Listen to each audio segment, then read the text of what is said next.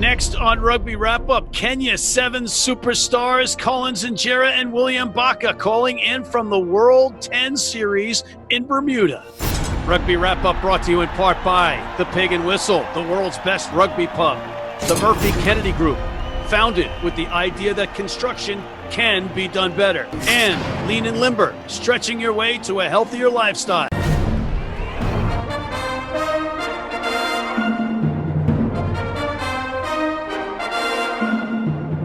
Hey everybody, and welcome back to Rugby Wrap-Up. Thanks for joining us. Matt McCarthy in Midtown Manhattan, my co-host of the day, Mr. Stephen Lewis on the Upper West Side of Manhattan, and we are joined from Bermuda by two superstars on the rugby scene, Kenyan superstars, Mr. Collins Injera and Willy Ambaka calling in from the World 10s Series. All right, so let's not waste any more of your time. Let's get down to the nitty-gritty, shall we? Because Stephen and I are going to tear you down brick by brick, and I'm going to let Stephen start off. Stephen, go ahead. Collins, question for you. Yes. What's your favorite drink? A, tomato juice, B, orange juice, or C, one of the three wise men? Is this a trick question? Yes, it is. Yes, it is. We have some mutual friends whose initials are M. I'm going with one of the three wise men. So, for the folks at home, if I'm not mistaken, that is either Jack Daniels, Jim Beam, or Johnny Walker. Yes, and of those three, it's Jack Daniels. Fair enough. You're right in Steve Lewis's wheelhouse, Steve. Got to like that, right? Well, something else in common, not just rugby and sevens. Yeah. Willy, a question for you. So you may or may not know that I actually coach an African sevens team. Okay. And if I was to say to you, it was a lot of wahala, which team do you think it was? I'd say it's a Nigerian team. They speak, that's Pidgin, I think. Pidgin English. Ding, ding, ding, ding, ding. Circle gets the square on that one. Well played, sir. Well played, sir. All right. So, again, we've done some off-the-pitch research on you, and I've got a couple of different nicknames. You go by Kalo or Papa or Choo-Choo? Yeah, any of that can work. Do you have one of preference? I guess not, because different names actually have people call me according to the situation we have been together. But the one that has really stuck out the most and has been there for the longest time is Kolo, because it's just short form for Collins. But then again, of late, Papa has been really coming along well. I don't know why, but yeah, that one has kind of stuck to me. All right. While we're on the names, yeah, it's from what I understand, you guys have a bit of an interesting story about your names, and I think your family name is Imoni. Emonyi. Yes. And you've got an English first name, Collins, Kenyan last name, Injera. Yes. You want to explain this? Because I'm suspicious. I smell a conspiracy theory someplace. Not really. As we're given names back at home, the tribe that I'm from, they usually name you after a person who has been there before. So the family name is Emonyi, which is my dad. And then Injera is my grandfather.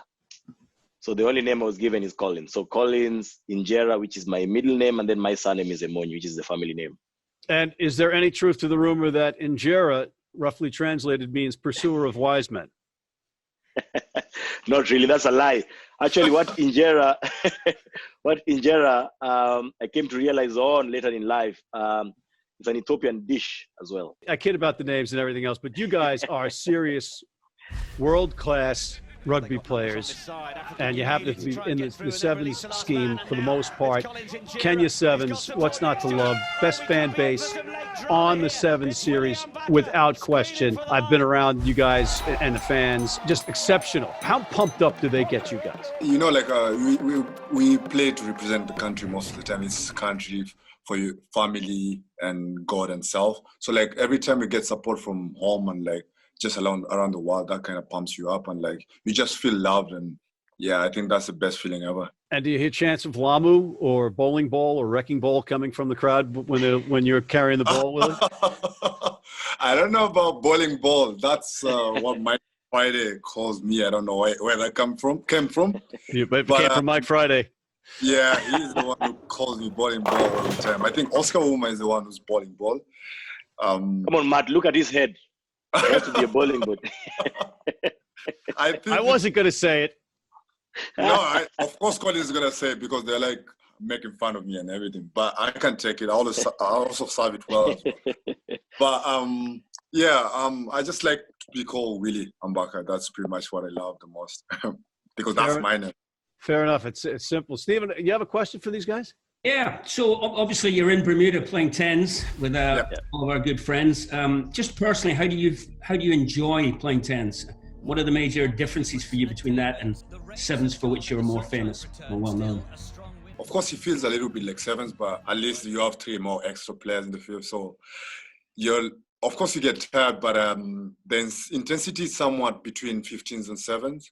And if you're really fit, I think tens can be a really good choice for most rugby players who are like anybody who's trying to pick up rugby and anybody who's like probably trying to end his career. Like I think it's something that anybody can play tens. Yeah, I prefer tens more because there's like less running.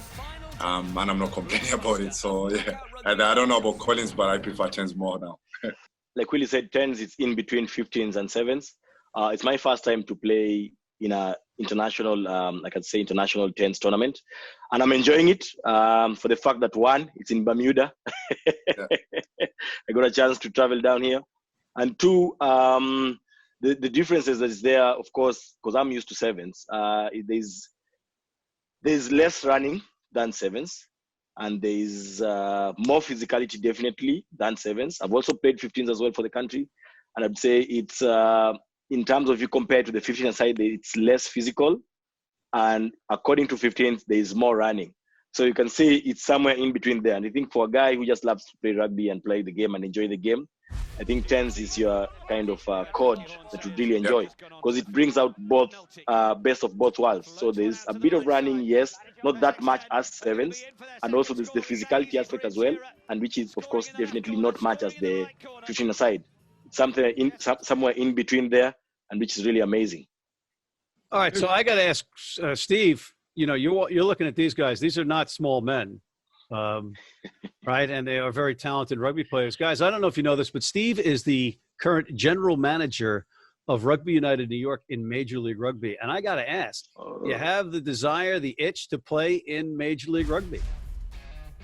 Yeah, like 100%. Like personally, I played like around the world, and like I love playing rugby, and I think it's good because America like is known for their sports, and everybody would love to like just being the part of the pioneers to like, you know, pick up MRL up, and yeah, I would love to be part of it, and I've always been looking actually. So Willy, I'm going to have to stop you there. It's not MRL, it's MLR. MLR.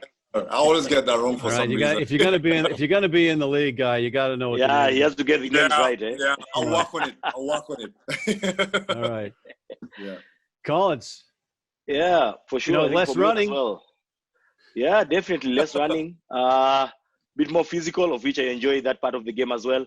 And definitely, if an opportunity comes, I would sure jump on it. For me, I think what has really stood out in my career is opportunities, and I believe that opportunities will always be there. It's just a matter of when one comes up, how you're going to take it and how you're going to react to it. And for me, definitely would want to join the MLR and of course, play there for a couple of seasons. Why not?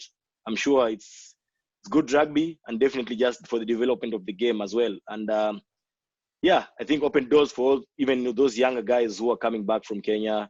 I mean, if they see one of their players, I mean, playing in MLR, it should be a good thing. And of course, it really make them work hard and also want to achieve their dream as well. So for me, definitely that would be a good thing. All right. So, Stephen, I'm going to knock off my normal 40% agent fee for brokering this deal, but I think we can just maybe ink a deal here. I'll knock it down to 35%. We've already been talking, Matt. We don't need you, pal. I have it on record here, guys. This is on the record. Yeah. So listen, just to switch back a little bit to sevens, which obviously I'm a fan of, coaching Jamaica. Yeah. But for you guys, the Olympics are still there, right? Is the big goal next year. And so how, obviously, everyone's preparation has been affected.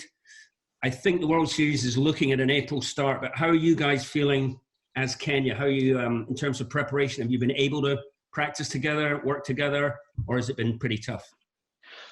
To be honest, I'd say it has been pretty tough because when the pandemic hit, most of the boys' contracts were cancelled, of course, due to the financial difficulties with the union. And then, I think just the other day, that's when we resumed training for the guys back at home. They just resumed training just to try and get their bodies back into playing and back into the right condition. Of course, really focus on it. Some of the guys were really focused on the 2020 Tokyo Olympic Games. Even me, I was part of that group that really wanted to maybe do one Olympic and then after that, maybe switch codes, play 15s around the world. And I'd say it has been pretty difficult. But for now, we are really just getting back into it, getting slowly into the groove of it. Hopefully, there'll be no more cancelled tournaments next year. So that's what we're looking at. And just taking it a day at a time. All right, hold on. We got to take a quick break, guys, but stay put. We'll be right back with Collins and Willy after this. If you're in New York City and want to watch some great rugby, have some great food, and some great times, go to the world's best rugby pub, the Pig and Whistle on West 36th Street. Been blind since I was 4, and I've never seen a beer commercial or a beer label. None of that stuff influences me. I drink beer because of the taste. And my beer's Pabst Blue Ribbon. It has the taste and the flavor. What do you think's on the label? I think there's a naked woman riding on a unicorn, jumping over fire.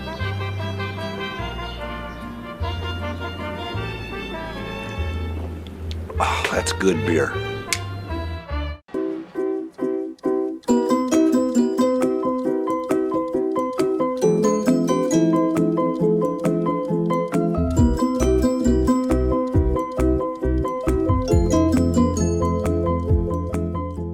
And we are back. Matt McCarthy and Steve Lewis in New York City and in Bermuda. Kenyan superstars, Willy Ambaka and Collins Injera calling in from the World's 10 Series. Stephen, you have a question for these guys? Yeah. So why do you think Kenya has become such a well-known sevens team and such a quality sevens team compared to the other African teams with equivalent athletic potential? Why did Kenya become the sevens team? Somebody once told me like Kenya is a gold mine for talent, and to be honest, like if you go to like high schools and stuff, you find some really good specimens out there. And I find that the guys who started before us laid a good foundation. And for me, I always say it's preparation, because every time we get the preparation right, we always do some damage, like in the World Series.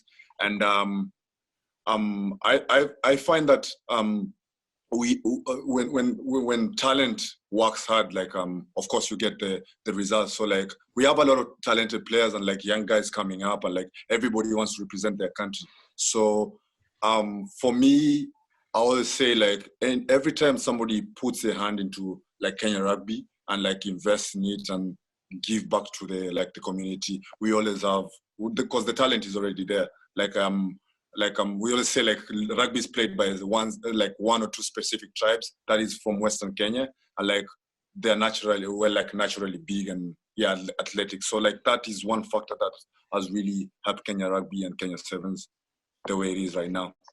So maybe the natural progression here is that Steve, who has coached Nigeria, is now coaching Jamaica sevens, becomes the Kenyan sevens head coach. I'm giving you up for Nairobi.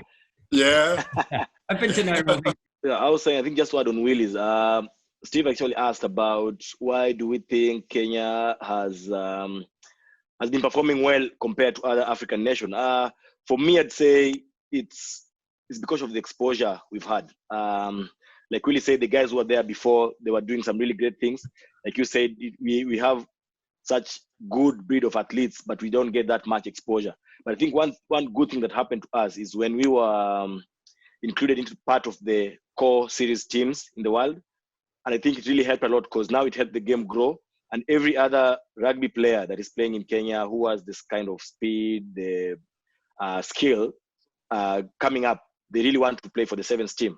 So for us, you see, it's now, I know it should be different, but for Kenya, people love the sevens game because of the entertainment fun and also the attributes that the sevens has. So for us, I'd say, I think the exposure that we really get, because we get to play around the world and we're part of the core teams in the series. So definitely that should make the country perform better, because every other player who's coming up really wants to play for the national team. And for us, fortunately, it's the sevens. So most of these guys who are coming up really want to break through the sevens team. You know, with the World Series, when you were getting 8 to 10 legs, right, you're there. Yeah. So if you look at the next level down, so that's Jamaica I'm coaching, and Challenger Series, Zimbabwe and Uganda. Yeah. So they're not getting as many tournaments, they're not getting as many maps. So it's always going to be hard for them to break. It's always going to be, definitely, it's going to be tough because you find us, we'd play, for now it's 10 tournaments a year. And we're playing at the highest level. We're playing the likes of New Zealand, South Africa, all these professional teams. And then you'll find, like you said, Zimbabwe or Uganda, they'd play probably the African Sevens Cup, of which the winner might get or might not get invited into the HSBC series as well. So he might play the tournament in Dubai and Cape Town, then wait for the qualifiers in Hong Kong. And you see, with those spaced out tournaments, definitely the growth would be affected. But I think for us, we were just lucky enough to be part of the World Seven Series. So it definitely helps us even get more exposure and also improve our game in terms of tactics and strategies and also skills. Yeah. Guys, I wanted to change gears a little bit and talk about stuff off the pitch. You know, obviously, you guys come from a different background in Kenya than some of the other guys on the tour, where they come from a little bit more successful off the pitch possibilities or opportunities. What do you guys got going on off the pitch after your rugby career is over? Anything? Is there any program helping you? What's going on? Well, of course, once let's say retire, I wanna focus on like strength and conditioning. Like I love that part of the game. Also, I wanna pick on boxing, so I'm thinking of that. And on the side, I just wanna, because I always say like. When it comes to the world, like people have to eat. So like I also want to pick up on farming and focus on that a little bit after I retire. So that's pretty much it for me. I was fortunate enough to do my degree. I have a degree in public relations, and also which I've practiced a few times, not really consistent, because you know when you're committed to the program, you keep traveling all over the world. And I don't think there's an employer who tolerated that for a long time.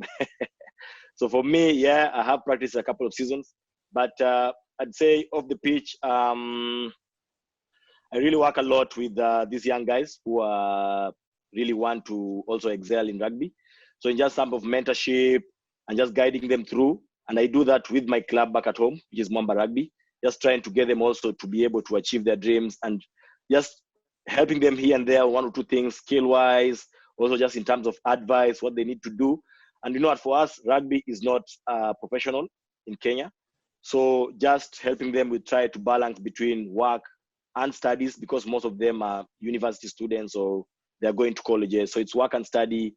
Some of them are, like I said, they're going to school. Some are working. Some are handling their other businesses and also playing rugby. So most of them usually struggle with that kind of balance. And I've been helping a lot with the club in terms of just getting the boys ready, and also just trying to help them in terms of focusing, resetting their goals and also focusing what they need to do. And for sure, just giving back to the community, because for sure, whatever I've learned over the past few years with traveling around the world and just playing rugby, I mean, it won't be fair for me to share the knowledge that I've gathered throughout. Bigger thrill, winning in New Zealand or being in Rio? Desperate defense. No, they haven't. It's Oscar Uma, and Kenya will play the final in Wellington 2013. Well, that's a tough one. But personally for me, I feel like, like when you work hard, like over the years, like the guys who came before us and the guys we found there, like they've always tried to win a series leg. And for me personally, winning in, of course, being part of the Olympic team was like a great achievement because every Sen athlete will always want to represent their country in the Olympics. But for me, winning in Singapore, that was one of like the greatest feelings I've ever had because like so many people have tried it, and me, Collins, and some of the other boys were the first ones to actually win a gold medal in a World Series for the country. So that was really one of the best feelings ever. I think the first thing that came to my mind, I would say, was being an Olympian, because I think that was a great achievement as well. Just being an Olympian, where you go to this village, experience that kind of professionalism, something that we've never experienced before in our lives.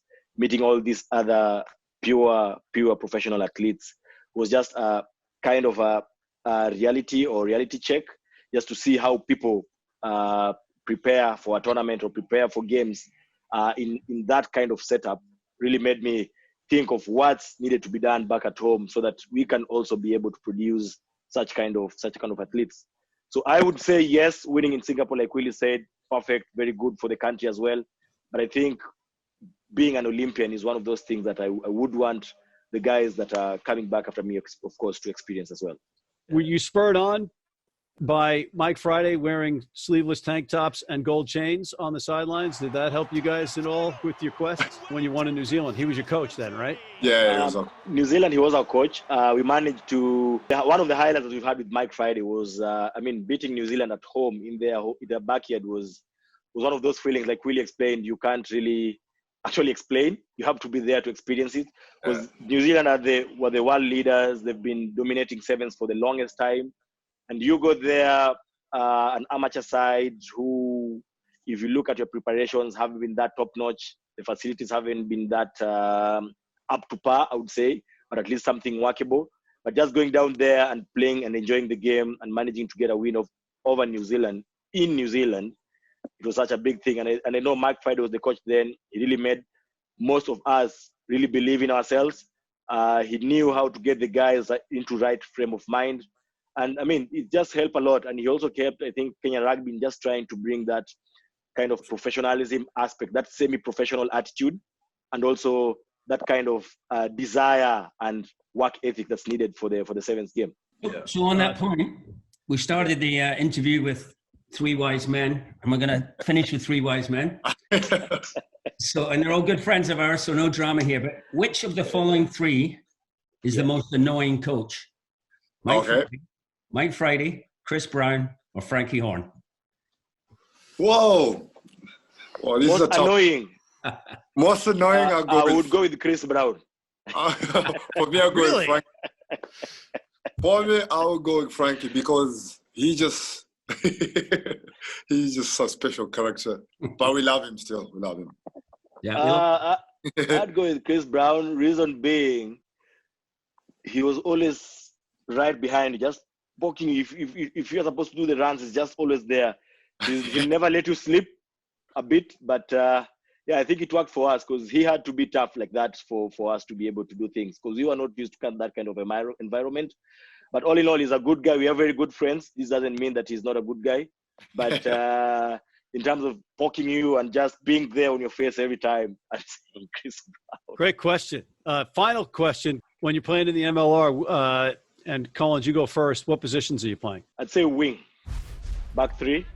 I'm good with back three. Fullback, okay. Yeah. How's your fullback boot? is fine. Yeah. Not bad. Quite good. Willy? I'll go with 13 center wing. Oof. Yeah. I would not want to face either one of you. That's terrific meeting you guys. Wish you all the best this final weekend in Bermuda, and then very much so with Kenya Sevens. You've done a great job representing your country over the years. All the best. Thank you very much, Steve. And nice meeting you as well. Gentlemen, by the way, I have to apologize in case the LA Sevens, the PA announcer was horrific. He was butchering names. It was actually me. So, well, I made sure you realize you pronounced my name well. So That's why you did your research quite well, eh? You have to know how to pronounce. But you know what? You know what the problem is? I'll ask coaches and I'll ask teammates, and they'll give me wrong pronunciations on names.